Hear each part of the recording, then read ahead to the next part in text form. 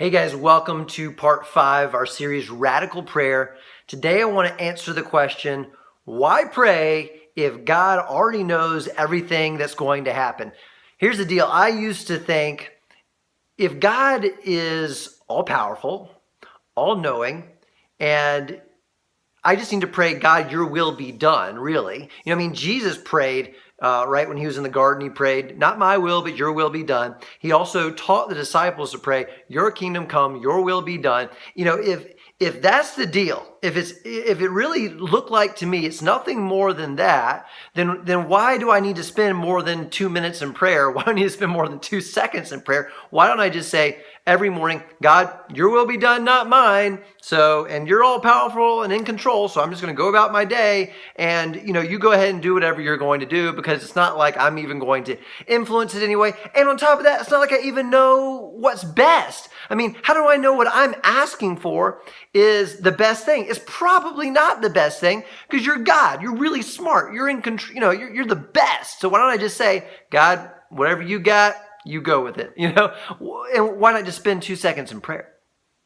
Here's where the real huge shift happened. And by the way, I want to say really quickly up front, I do believe that we can contend in prayer with God. Jacob wrestled with God. Moses changed the plans of God, the heart of God. It says that God changed his mind because Moses cried out to him.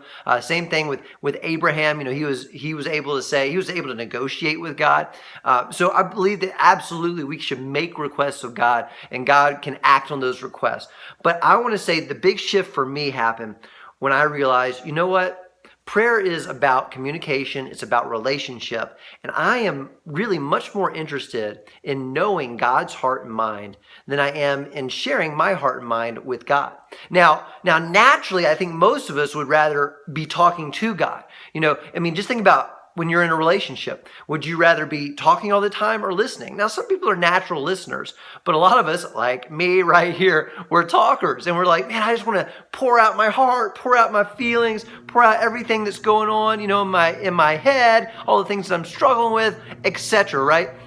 But at the end of the day, relationships kind of take that next step up, that next level up, when you're like, you know what? I am just so interested in you. I'm so interested in your heart. I'm so interested in hearing how you're doing. And I'm really getting more and more interested, by God's grace, I'm getting more and more interested in his heart and his mind and what he's got going on. And think about this. Think about if you went to Disney World and you were you just got to spend 5 days at Disney World. It was like the most fun you'd ever had. It's like this huge adventure. Everything's so much fun, so interesting, all this stuff. Or let's say even better yet, you went to outer space and you got to walk on the moon, or you got to go to Mars and walk on Mars, or whatever it might be, right? So just incredible things like traveling through the galaxy, right? Traveling through the universe.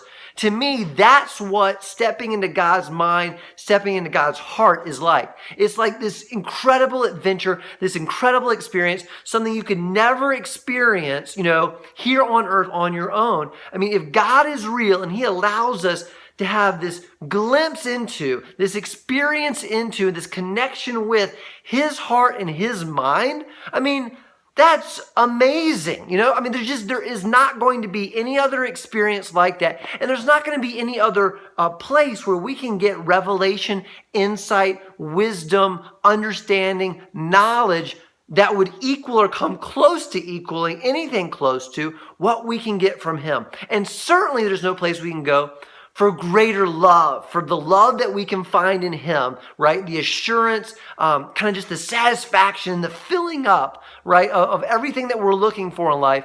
It's not going to be found in anywhere but him. So really, at the end of the day, the reason we would spend an hour on our knees in prayer, or 2 hours, or 6 hours, or just 10 minutes, whatever it might be for you, is really because it gives us an opportunity to step into his heart and his mind and experience him.